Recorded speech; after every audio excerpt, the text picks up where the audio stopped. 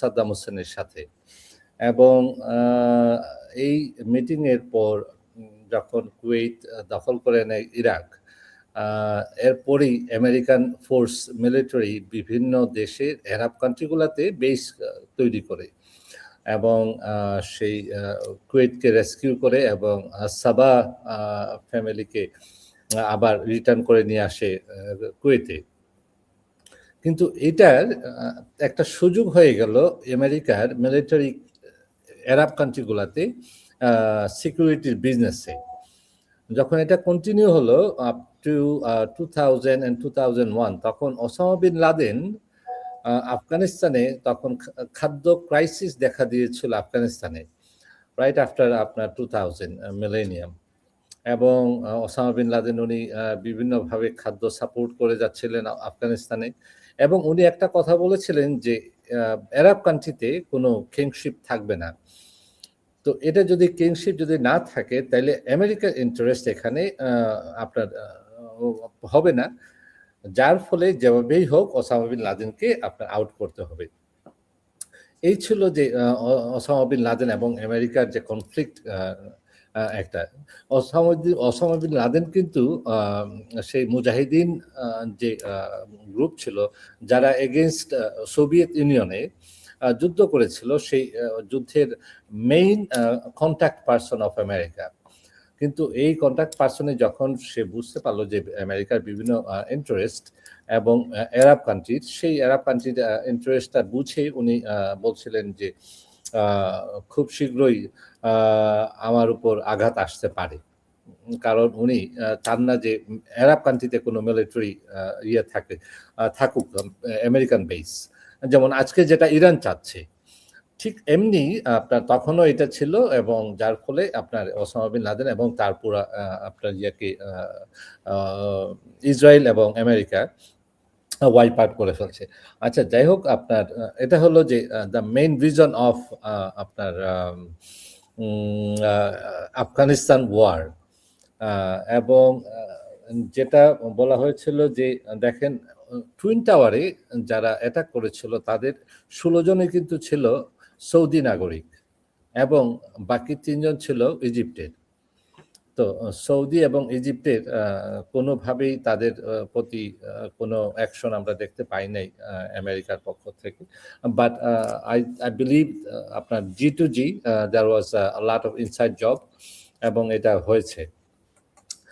যে কথাটা আমি এখন বলতে যাচ্ছি যে ইউএই বাইপাস করতে চাচ্ছে হরমুজ। কেন আপনার ইউএই কে বিভিন্নভাবে আপনার অ্যাটাক করা হচ্ছে এবং ইউএই কে এনার্জাইজ করা হচ্ছে যে যুদ্ধে ঢোকার জন্য।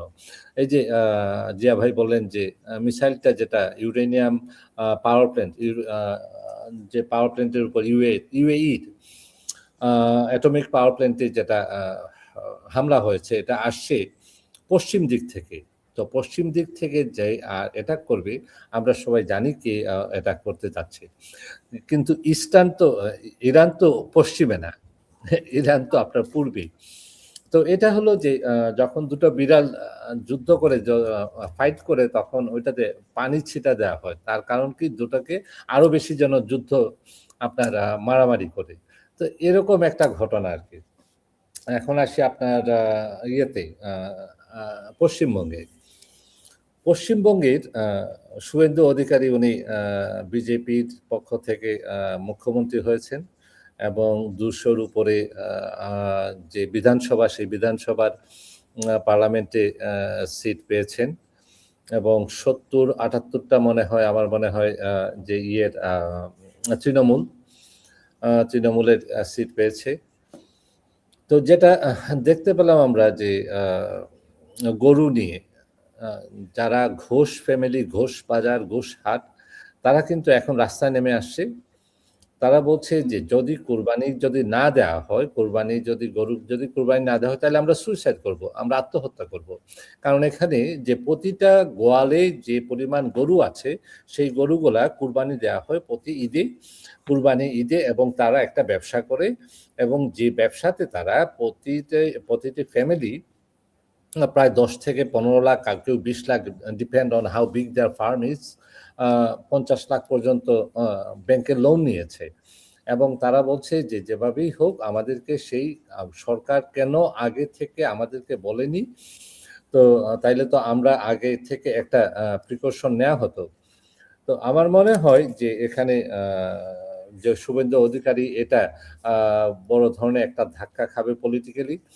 আর ধর্মযুদ্ধ করে এখানে আরেকটা রায়ট 1947 হোক, এটা আমরা চাই না।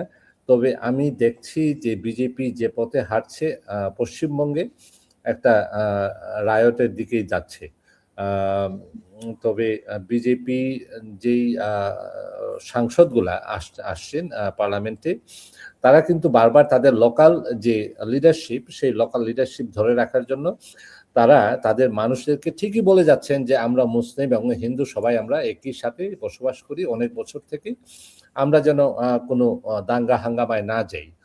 কিন্তু শুভেন্দু অধিকারী এটাকে বিভিন্নভাবে উস্কানি দিচ্ছেন এবং আপনার ফায়ার দিচ্ছেন যে এই হিন্দু মুসলিমের মধ্যে। 35% পিপল আর মুসলিম। এই যে আপনার মুর্শিদাবাদ, তারপর আপনার উত্তর দিনাজপুর, দক্ষিণ দিনাজপুর, এই রিজিয়নটা বাংলাদেশের বর্ডারের কাছেই, দিনাজপুরের বর্ডারে। তো এই অঞ্চলগুলোতে প্রচুর মুসলিম বসবাস করেন। তো আমি বলবো যে দেখেন যে পশ্চিমবঙ্গে মমতা ব্যানার্জি উনি চলে গেছেন এবং বিভিন্নভাবে শান্ত থাকার জন্য অনুরোধ করেছেন। তবে সায়নী ঘোষকে আরো ভোকাল হওয়ার প্রয়োজন আছে। সায়নী ঘোষ এবং অভিষেক বন্দ্যোপাধ্যায় দুজনেই তৃণমূলের। আমি মনে করি যে দুজনেই একটা শুভেন্দু অধিকারীকে বোঝানো উচিত যে পলিটিক্স ইজ নট বাই আপনার কোনো একটা ধর্মের ভিত্তিতে এটা করা যাবে না পশ্চিমবঙ্গে, এবং এটা যদি করা হয় তাইলে বড় ধরনের একটা রায়ট আমি দেখতে পাচ্ছি। আমার মনে হয় he should come back from there. আর কোনো প্রশ্ন ব্যাপার? না, মানে আজানের ব্যাপারটা এটা কি আপনি কি মনে করেন তারা এটা নিয়মতান্ত্রিক ভাবে যেরকম ফার্স্ট ওয়ার্ল্ডে দেখেন আজান কিন্তু আমেরিকাতেও কিন্তু অনেক মসজিদে আজান দেয়া হয়। হ্যাঁ, রাস্তায় আজান হয় এবং লাউড স্পিকারে আজান দেয়া হয়। তাই না? আমাদের এখানে দেওয়া হয় না। হ্যাঁ, লাউড স্পিকারে আজান দেওয়া হয়, তবে নট দ্যাট লাউড।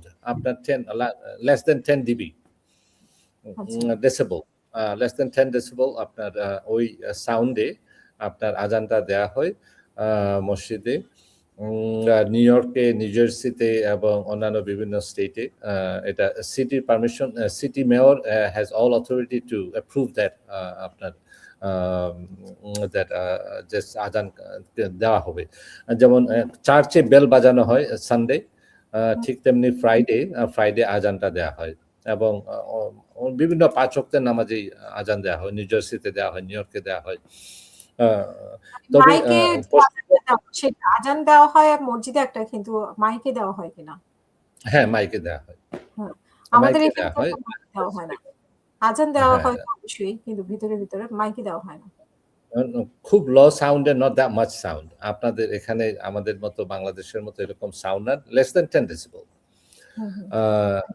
ধরে দেওয়া হয়েছে।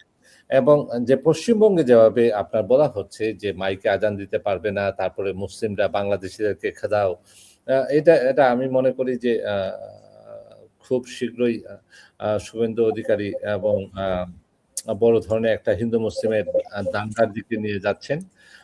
আমার মনে হয় না এটা একটা ভালো একটা কাজ হবে, এবং সেন্ট্রাল গভর্নমেন্টও মোদি যদি মনে করেন যে এই পশ্চিমবঙ্গে, বিশেষ করে পশ্চিমবঙ্গে, কারণ পশ্চিমবঙ্গে 35% আর মুসলিম, এবং সেই মুসলিমদেরকে সিকিউরিটি বেশ কিছু নেতা, মুসলিমের নেতা, ওনারা বলেছেন, ভোকাল হয়েছেন যে ওনারা কি, ওনাদের তো যারা ইন্ডিয়াতে যারা মুসলিমরা যারা আছেন তারা বলছেন ইন্ডিয়া আমাদের দেশ, এবং ইন্ডিয়া এই পশ্চিমবঙ্গ থেকেই ভারতের ইংরেজ সেই লর্ড ক্লাইভের সেই ইংরেজদের বিরুদ্ধে আপনার যুদ্ধ করেছিল পশ্চিমবঙ্গ থেকেই অনেক ভারতের অনেক মধ্যপ্রদেশ তারপরে সাউথ স্টেটগুলা তারা জানতও না যে ভারত স্বাধীনতা পেয়েছে।